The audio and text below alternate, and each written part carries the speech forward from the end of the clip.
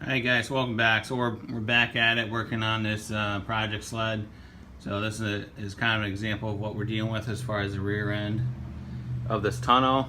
And again, all this stuff was covered up by those extension plates.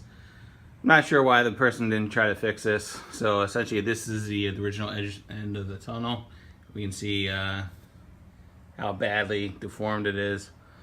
So what we're going to do is we're going to take some channel locks and bend it back and use a hammer and dolly to get it back into shape. So just finished the other side and get it back over here. And so the other side, the left hand side, was pretty much the same thing. So if we go down, and granted it's not perfect, but I'm going to spend a little bit more time with it and get it back in shape. But the left hand side was just as bad as the right. So let's get to it and try to make the best of it. Alright, so after about 10 minutes using some implements of destruction, we use actually for creation or repair, managed to get this thing fairly straight. Again, it's not going to be perfect, but it looks a hell of a lot better than it did.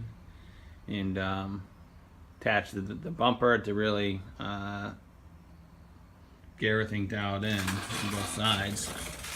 And so again, it's not perfect. I'm going to spend some more time doing some hammer and dolling work to get it dialed in as best I can. But again, you know, I don't know what this person was thinking when they went after this. You know, the tunnel really looks like Swiss cheese.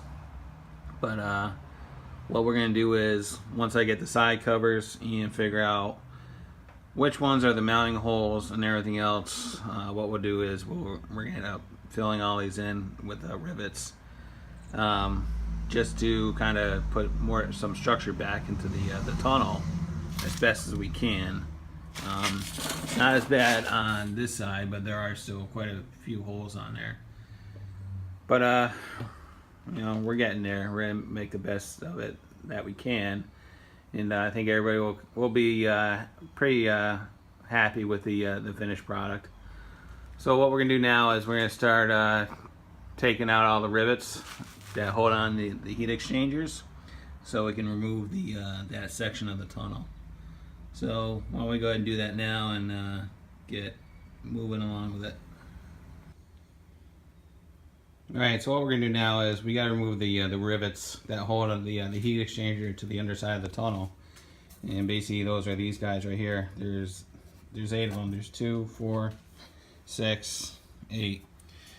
And what I'm going to do is I'm just going to use a 4.5-inch angle grinder to zip off the heads, and then use a drift to pop out the rivets from the backside of the heat exchanger. So what's nice about this is, because we're removing this, I really don't care what happens to it. So if I need to go deep into the section to get out the rivet, that's fine. I'll do that. So why don't we go ahead and do that and get this section out. Alright, so after about 15 or 20 minutes drilling out what was left from the Polaris factory rivets, that section of the tunnel came right out. Took my time going around the heat exchanger because I didn't want to damage or anything, and those rivets actually came right out the easiest. So what we're gonna do today is essentially I'm gonna go up to the guy that's selling the parts for this edge. I'm gonna pick them up this afternoon, and tomorrow we're gonna start putting this thing back together and making it nice and neat and everything else. So the old section of the tunnel is on the floor. And luckily for us, Polaris designed the edge chassis with being able to remove this section of the tunnel. I'm pretty sure this is not a normal thing, but it worked out for us for this particular project. So if there's any questions, comments, concerns, go ahead and leave them in the comments box, and I'll get back to you as soon as I can. As always, thanks for watching. If you like what you saw, go ahead and subscribe. I'd love to have you as part of my community. Thanks, and have a good day. See ya. Bye.